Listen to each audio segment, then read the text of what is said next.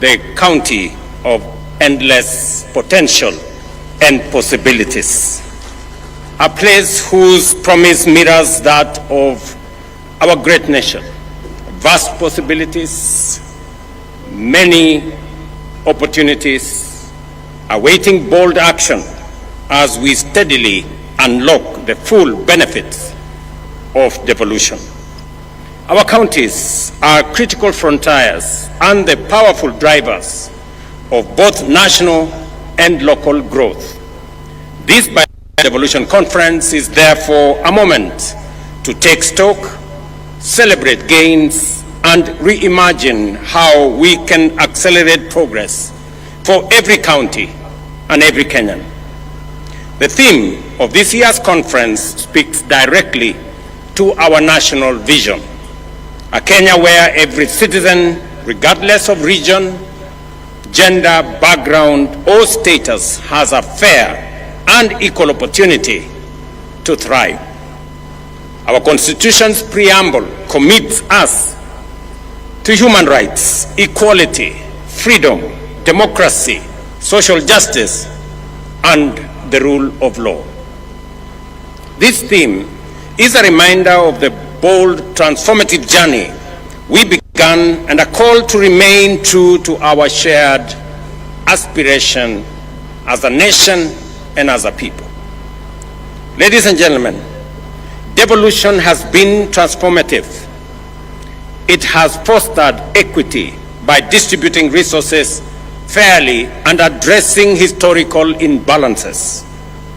It has enhanced inclusion by empowering communities, empowering women, giving a chance to our youth, and extending a fair environment to persons living with disability for all of us to participate fully and meaningfully in the development of our nation.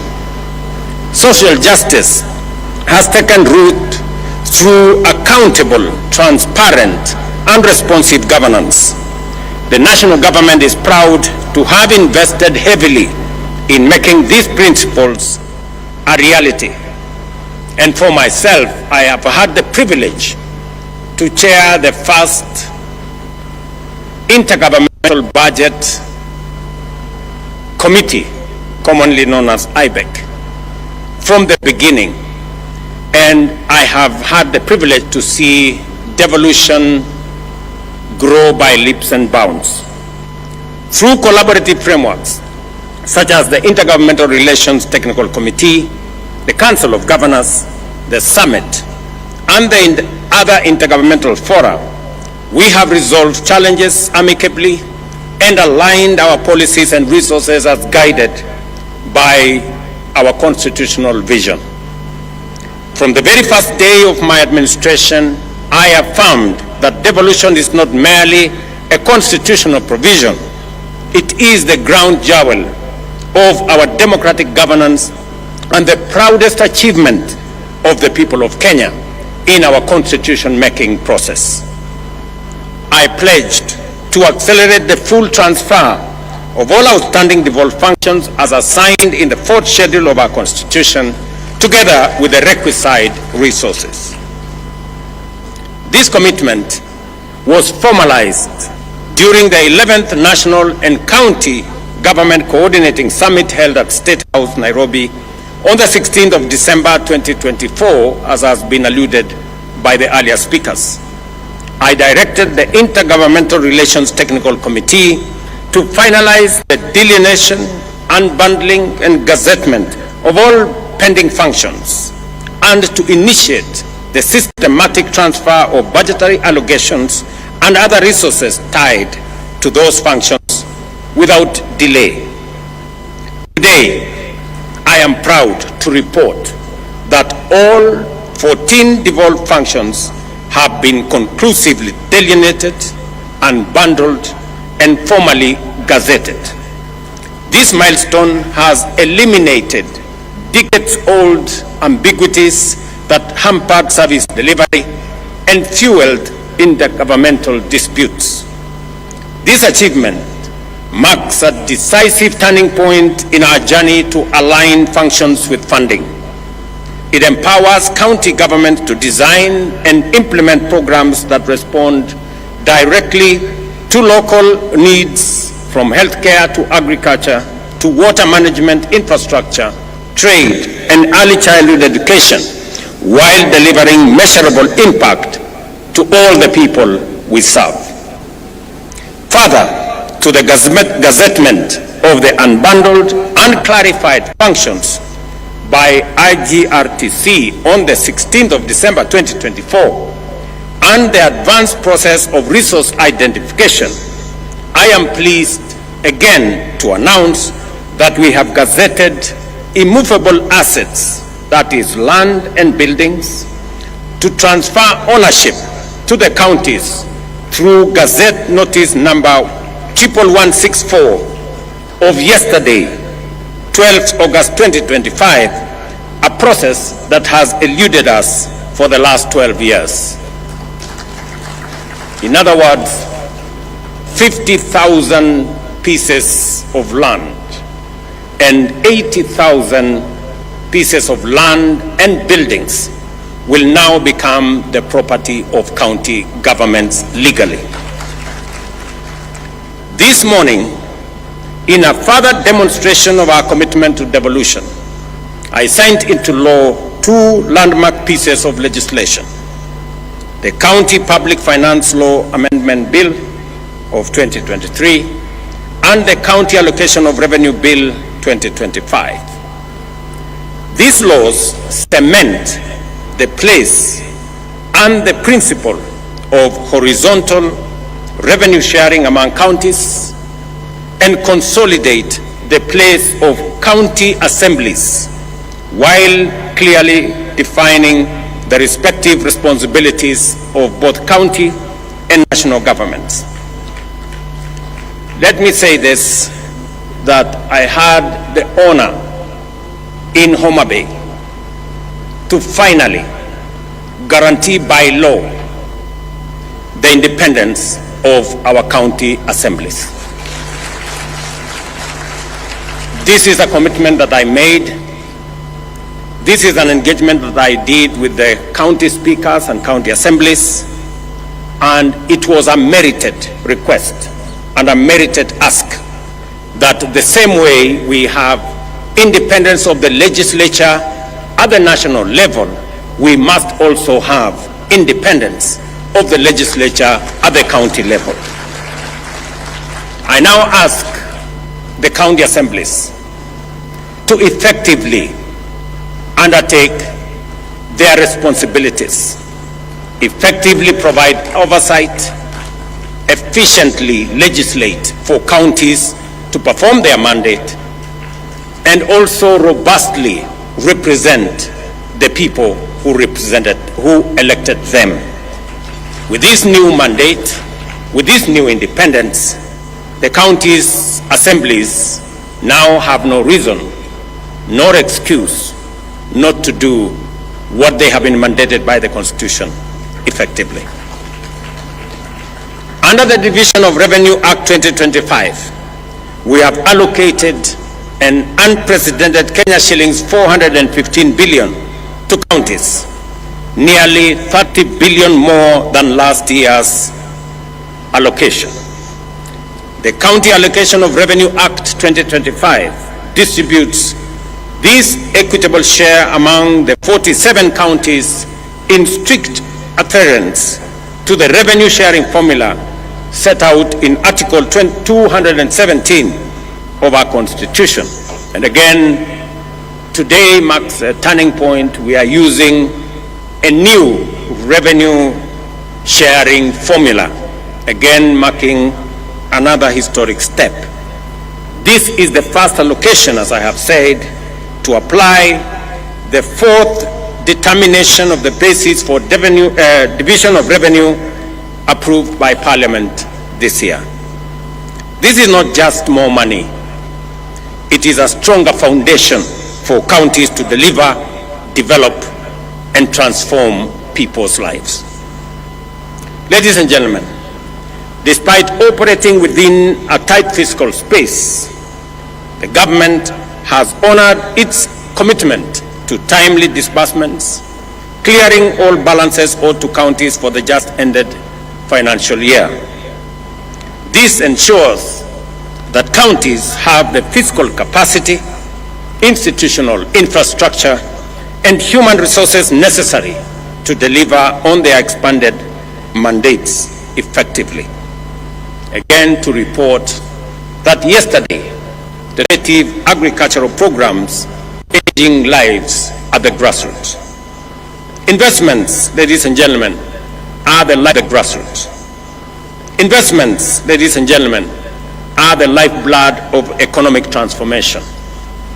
They inject capital, spur innovation, generate employment, and unlock local potential. Nowhere is this more true than our counties.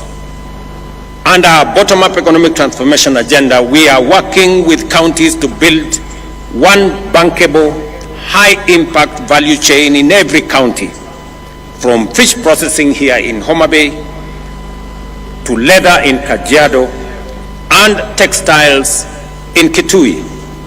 This is about turning local potential into jobs, incomes, and exports.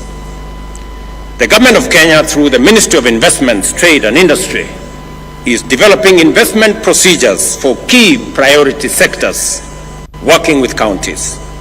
This will serve as strategic tools to highlight opportunities, showcase value propositions, and support investor engagement locally in our counties and internationally as well. We have already completed the initial 4 sector packages: leather, business processing, outsourcing, e-mobility, and textile and apparels. By supporting end-to-end value chain ecosystems, we will increase local incomes, enhance food security, create jobs for our young people, and position counties as net exporters. Yet progress, again, ladies and gentlemen, is uneven, and the full promise of equity remains work in progress. This conference must be a turning point, not only for celebration, but for honest reflection and decisive action. To unlock the full potential of devolution, we must strengthen capacity in our counties by building the skills, expertise, and employing technology needed for effective service delivery. Excellencies, while we may not have all the resources we desire, we have enough to deliver meaningful service, redirecting resources to the right purposes. Are we deploying them efficiently? How much is lost to waste and corruption? And what concrete measures are we putting in place to seal leakages, curb misuse, and enhance efficiency? These are the hard questions we must confront with candor, courage, and urgency. Without a doubt, we need to answer these questions as leaders. And I listened very carefully to the statements that have been made here,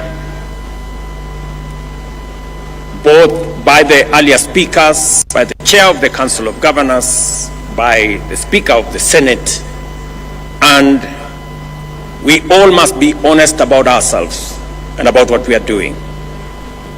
And we must agree that the resources that are availed by the people of Kenya through their taxes are meant for delivering transformation in our counties and in our nation.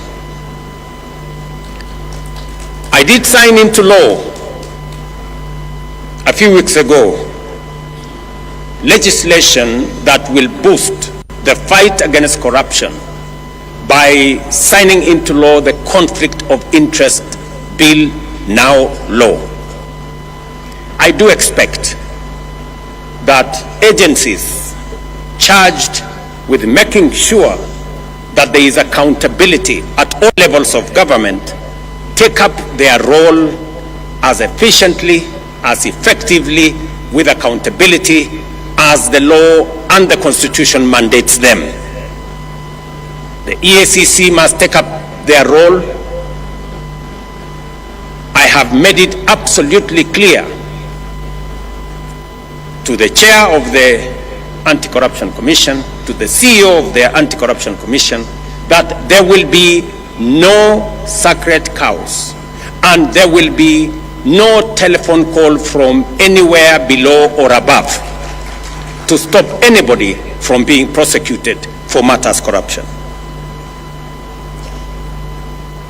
While I agree with the sentiments expressed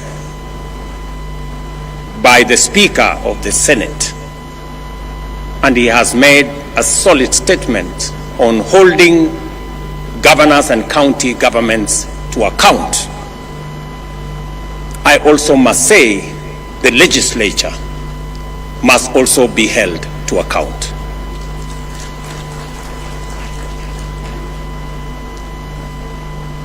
Because there is something going on in our legislature that we must call out. There is money being demanded from the executive, from governors, from ministers, from people in the executive, especially those who go for accountability before our houses of parliament. Mr. Speaker, it cannot continue to be business as usual. It is not possible that committees of parliament demand to be bribed, demand to be paid for them to write reports or to look the other way for what is happening in either the national government or the county government. All of us must act together.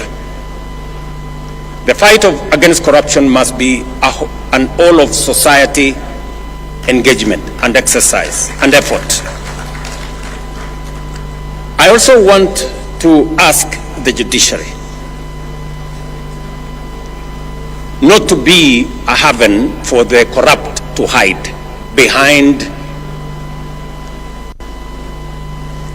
judicial decisions.